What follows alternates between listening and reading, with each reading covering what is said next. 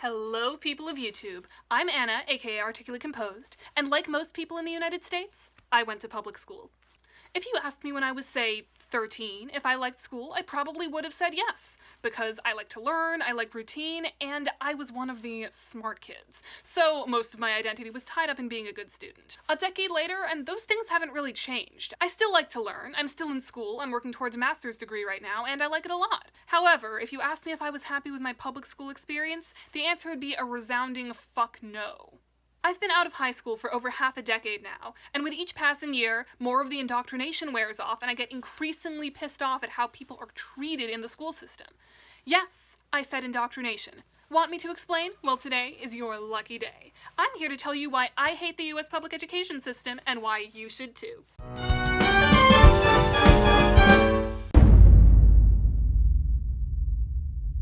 I'm gonna cut straight to the main point of this video. The public US education system was set up to train students to become factory workers. The kind of busy work and memorization emphasized in schools was set up during the Industrial Revolution to train kids for factory jobs that no longer exist in the US. This is called the factory model of education, and if you want to read more about it, I have an article in the links below. This is a huge reason why so many people, including myself, feel completely unprepared for the workforce when they leave high school. However, one thing that the school system does teach that the workforce still values: blind obedience. So much of public school surrounds being blindly obedient to your superiors and not asking questions. No, you can't carry a backpack, or use a water bottle, or go to the bathroom unless it's in the tiny 3-minute break between classes. No, you can't ask questions or have different interpretations about your schoolwork. No, you can't deviate from the specific formulaic way we've taught you how to do things. And if you don't, you'll be penalized. You know what fucks a kid up? Being screamed at by school administrators for very small things, like taking a sip of the drink you bought at lunch between classes. This is more about my middle school experience than my high school experience, but fuck if I haven't been really affected by it. I still hold my pee in at work. I'm allowed to do it. Other people do it. There's no rule against it. But I've been so permanently affected by the way I was treated in middle school that I'm just too scared to. I've permanently internalized the idea that I need permission to go to the bathroom, and if I ask, my superiors would say no.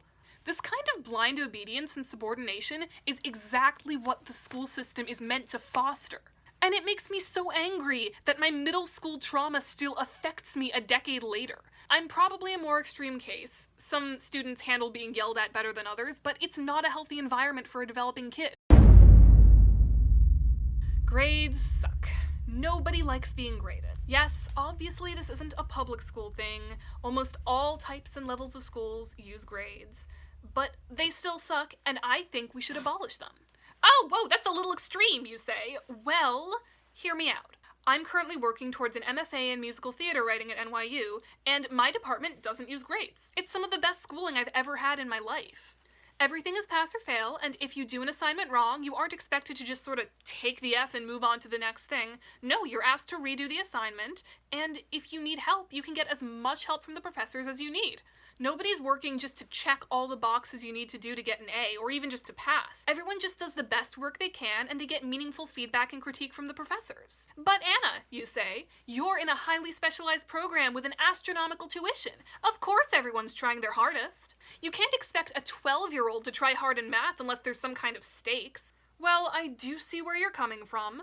However, I'm not the only person in my family who's gone to a school with no grades. This is my little sister Nora. She is my favorite person in the world and the bane of my existence, and she went to a high school without any grades. Could you explain how that worked? Yeah, I went to a high school without grades. Instead of grades, what we had were self-reflections and evaluations that the teachers wrote the students for every quarter of the school year. And I really liked them. I think that worked really well for me, especially because I'm someone who has a lot of anxiety around testing and grading, and I don't think it hindered my motivation. So you worked just as hard without this, like, terrifying number that is your self-worth hanging over your head? Yeah, I think that I worked just as hard. I was on top of assignments. I was not falling behind in any way. And, you know, we didn't have grades, so there's no such thing as, like, top of the class, but I would say that I was maybe one of the higher up students in that regard.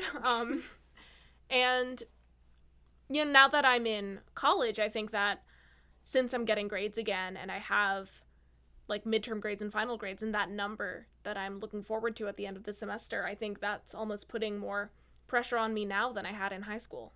Mm-hmm. So you see, you don't need them.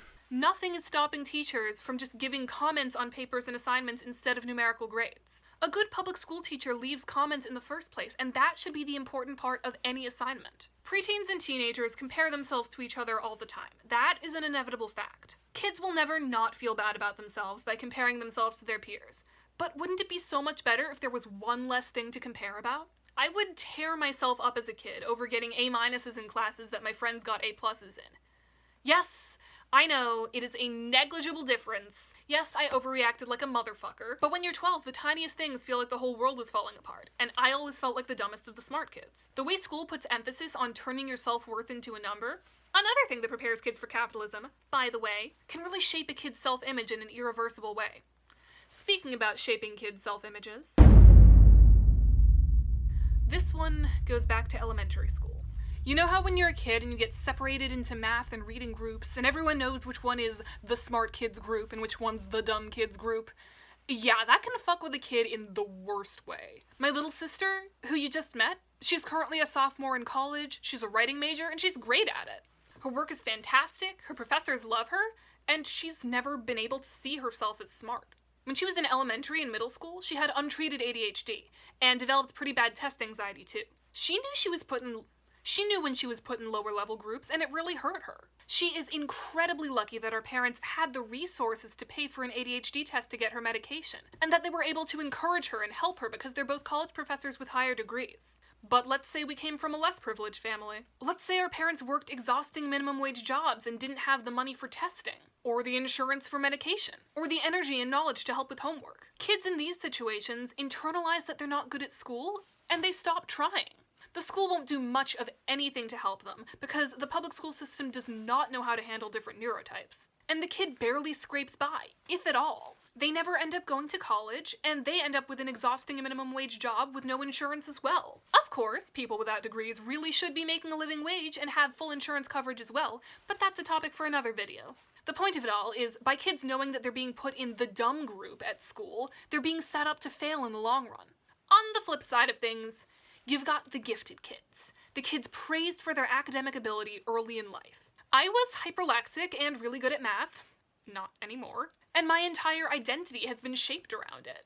I only made friends with the smart kids and judged the ones who weren't in a deeply problematic way that I'm really ashamed of today. I put all my time and energy in making sure I got the best grades always. I took as many AP classes as I could possibly handle, even going so far as skipping to an AP class that I wasn't ready for, just because I needed to prove that I was at the same level as my friends. Thank fuck my school didn't have the IB program, because just reading about it, I know it would have burned me out even worse than I already was.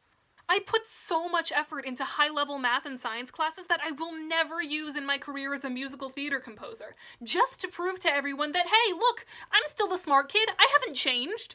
It got a lot better in college, I mellowed out a lot about grades, and because I went to a music school, grades weren't really the thing people were focused on. But my identity still surrounds being the smart kid. I say I mellowed out, but I still graduated college with a 3.8. I have an entire series on my channel dedicated to showing you all how much music theory knowledge I am. I proudly display that I am a light player, for fuck's sake. And my experience is not rare. I've heard countless stories of people who've burned themselves out to oblivion just to prove that they are still the gifted kid. Gifted kid burnout is basically a meme at this point. The amount of work high academic achievers are expected to do is incredibly unhealthy and really damaging to self-image. Not to mention, this high achiever mentality is yet again more training for capitalism. It leads to people feeling that they have to have more, they have to make more, just to prove to their peers that they are enough. We are worth more as people than our material wealth or our academic standing, and the school system certainly doesn't teach that. This is a tricky problem that I don't really have a solution for. If you get rid of all tracking, you risk people being put into a one-size-fits-all box, which is even worse than what we have already. There will always be people who pick up on material a little faster than others, and other people who need a little help to push them along. I guess what would be ideal is if there were more teachers with the time and resources to create individual curricula for each student. But who am I kidding? Teachers aren't paid enough for that. A good teacher can inspire a love of knowledge, help a student figure out what they want to do with their life, and become a confidant if the student has no one else to turn to. So why the fuck are they paid so little? The average salary for a high school teacher in New York State is $43,000 a year. That's ridiculously low for a job that requires a master's degree. When I was little, the thing my mom always told me about student loans is you should never take out more than you expect to make your first year out of college. Well, not only did I fuck that up big time, but so did every single person I know, especially my friends who are now public school teachers. While it would be wonderful to say that you could fix the school system by hiring more teachers, meeting students where they are, have individualized curricula, you can't ask that of people when they're being paid so little. I've seen stories of teachers that care so much about their students. They want to do anything to help them learn and grow. But the amount of extra work they have to put in to advocate for the students burns them out so fast, and they either just quit or become the bare-bones standardized educator that they were originally paid to be. It's so much cheaper just to pay someone to teach to a test and penalize any student that doesn't fall into that standardized curriculum. Speaking about testing curricula, how fucked is it that a school's budget is dependent on how high their test scores are? Schools are punished for having low test scores by having their resources taken away. If anything, low test scores should be indicative of a school needing more resources. And if a school decides not to do testing, well, they're going to be scraping the bottom of the barrel. The alternative school that my sister went to, they didn't do state testing. Because of that, Nora learned how to write actual essays with actual arguments, instead of the 5-paragraph formulaic essays that I was taught to do for Regents tests. But because of that, her science classes were pretty bare bones. My school had the money for all the lab equipment and fume hoods and whatnot, while she had to do paper mock-ups of the same experiments. Also, if we're on the topic of school budgets, why in the absolute fuck would anyone think tying school budget to property taxes would be a good idea? Wait, I know, it was the rich people in power who wanted yet another way to keep the poor poor and enforce systemic racism. Public education could be such a powerful tool used to uplift the underprivileged, and give people without white privilege or generational wealth a chance to not be stepped on by the system. But instead, it's used to enforce all the power structures that have been in play forever. Pay teachers more, allocate a whole lot more state and federal funds to public education, and stop basing fund allocations off of property taxes and test scores. Newsflash, the people who are struggling in school with parents who don't have high-valued property are the ones who need more help. I've been talking a lot about my own experience and my sister's experience. I'm not an educator. My only experience with teaching was teaching a single saxophone lesson to a friend of a friend about 1.5 years ago. What I've said so far in this video mostly comes from my direct experience in public school, discussions I've seen elsewhere on the internet, and stuff I've heard from friends of mine who did go into teaching. But this video isn't all about me. I asked some people on Twitter to tell me the worst they were treated in public school, and I'm gonna read some of those to you now. I have severe, undiagnosed at the time, anxiety, which makes it difficult to speak in class. In high school, it was especially bad and became a problem in Spanish class, made worse by the things the teacher said about me. She would regularly call me mute and laugh at me in front of the class until I would start crying. On several occasions, I had anxiety attacks and was forced to leave the class alone until I could act like a rational person. That's one of the many experiences on that vein. God, what goes through a teacher's mind to make them think it's okay to make fun of a student? Participating in class can be really hard for a lot of people, and like anything that's hard, being laughed at is not going to make people want to try. When I was suicidally depressed and thinking about quitting the IB program, AP but so much worse, the director compared me to a border collie and said I was too driven to give up. I quit anyways, won marching band championships, and graduated 9th in my class, so fuck her. The IB program, though, I basically took 9 college courses my last 2 years of high school. The sheer amount of work I had to do left me falling asleep in class and unable to remember large chunks of high school. 9 college courses concurrently. Good for you. Fuck the kind of course load that forces you to overextend yourself like that. Like I said before, I am forever grateful my school did not have the IB program. 9 college courses? What the fuck? The memory loss here is indicative of another problem. Nobody really internalizes what they learn in school, especially the overachievers. Because we're all expected to memorize a shit ton of information for a test, regurgitate it, and then forget about it to make room for the next one. Nothing is truly internalized. One time in middle school, I was staying late to check out books, and I needed to call my mom to pick me up. I stood outside under the awning because it was cold and rainy. The vice principal came out, ripped my phone out of my hands mid-call, and physically dragged me into the office to finish calling my mom to come get me. It's one of the only times I've been glad my mother is a Karen, TM. What is it with middle school administrators and excessive use of force? It's like the kind of person who becomes a middle school principal really wanted to be a drill sergeant and this was the second best thing? No school employee should ever lay their hands on a kid, period. I had a rather overenthusiastic phys ed teacher in elementary school who chewed me out and made me cry at a parent-teacher conference for not trying hard enough or something. Like, dude, come on, you teach phys ed. Chill out, there's no way how fast I can run is that important to you. Also, in elementary school, I'd only ever get in trouble for trying to explain myself or advocate myself. And now I get chastised in high school for not advocating for myself enough. Gym class, the universally hated subject. I could go into how poorly that's taught too, but that's probably a rant better suited for someone who actually exercises willingly. All I'll say for now is making kids play sports they can't stand against kids who don't like them in a situation where those kids are allowed to throw shit at them is not the best way to encourage someone to exercise. As for the second point, yeah, that's a big problem. For the first 9 or 10 years of every kid's schooling experience, the main takeaway is the blind obedience I talked about earlier. Students are taught to sit down, shut up, and follow instructions. Then, if you're lucky enough to take higher level classes in high school, you're suddenly allowed to have opinions. You might have teachers that believe you if something shitty is happening. This shift happens really suddenly, and there's no chance for a student to really learn how to advocate for themselves. Just to know that maybe they're allowed to now, but that they're really bad at it. I remember when I came out as a lesbian when I was 11, back when I identified as a girl, a teacher told me to stop acting so outwardly gay just because I didn't despise myself for my sexuality, and I was made to go to the guidance counselor by a teacher just because I was gay. Oh yeah, I forgot until just now the school literally outed me as gay to my mother too, so that... Holy fucking shit! So I got a lot of responses when I reached out to Twitter, way more than I was expecting.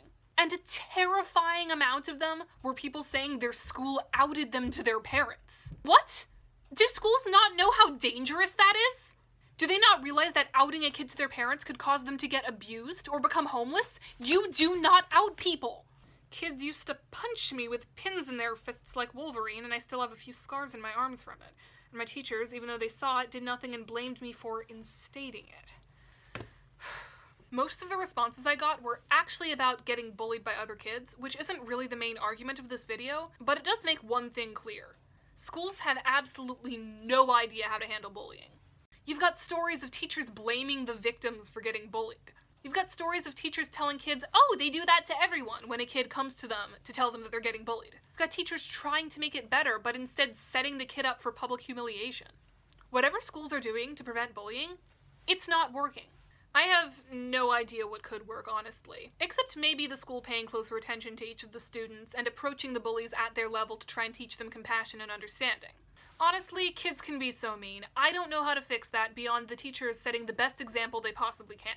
Speaking about setting examples, in the second grade, I finished my penmanship work earlier than the rest of the class and leaned back in my chair. My penmanship teacher didn't like that and pulled my ponytail. Dude, why? That's the kind of behavior I'd expect from the energetic little boy 2 desks down who doesn't know how to play nice yet. Not the goddamn teacher. How hard is it to, when you notice a kid not paying attention to their work, go up to them and ask, hey, how's your worksheet going along? Excessive use of force, man. Middle school was all around horrible for me. There was this really funny running joke among kids where they would trip me, kick me in the balls, and punch me in the stomach. But the worst I had it from a teacher was when I had to stay an hour after school to complete a test when I had volunteer work to go to. And I was supposed to have disability accommodations that would let me have extra time in class. She said if I left without finishing, she would fail me. I told my mom, and she wrote a letter to the school, and the next day the teacher got up in front of the class and shamed me for tattling to my mommy. And that it's my fault I suck at school and should have just not been mentally disabled, I guess. Real fun times all around. I'm pretty sure that's against the law. I'm glad you had a mom who was willing to advocate for you, but also, I am pretty sure what that teacher did is against the law. There should be no tolerance for ableism from a school. Not from the teachers, not from the administration, none at all. Black History Months and slavery units were always a trip. I had a teacher give black students cotton to pick the seeds out of to show how hard it was. Pre-cotton gin, and I heard a teacher try to justify slavery to some black students? He said slavery was a choice and a necessity in the South, so that was fun. The class had a lot of black people. Jesus fucking Christ! What the fuck? I don't have to explain how fucked up this one is. You know what? I'm getting too mad reading these stories. This segment's over. Bye. So yeah, the school system is really fucked. And I'm not saying education as a concept is bad. Learning is great, and there's tons of stuff you learn in public education that's really valuable. A good, solid education can set you up with stuff you'll use for the rest of your life. Good reading comprehension skills, historical knowledge, ability to understand how the world works. That's all important stuff. The school system has just failed so many of its students. It destroys kids' mental health. It has no clue how to help neurodivergent students. And it's been designed to teach a formulaic, uninspiring curriculum that was designed for an outdated economy. We can do better. We can do much, much better. All of these issues are incredibly systemic, and unfortunately, they're not going to be fixed overnight. As much as I would love to just yell, "Pay teachers more and abolish grades and standardized curriculums" into the void, unfortunately, that's not going to do anything. The good thing is, if you're a parent with kids in public schools, you might be able to make some meaningful changes. Individual schools can do things better, and schools tend to listen to the parents. If you know your kid is dealing with overly strict teachers and administrators that's making their learning experience harder, you can band together with other parents and try to make a meaningful difference. Fun fact, the horribly cruel principal at my old middle school was fired due to parent complaints. And if you're a student and you trust your parents will have your back, tell them when something's up. They can advocate for you. Anyway, thanks so much for bearing through my out-of-the-blue rant about public education of all things.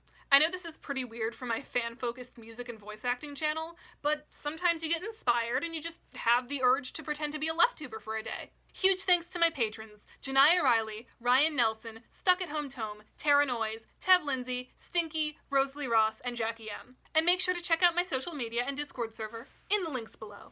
Thank you all so much for watching, and I will see you all next time.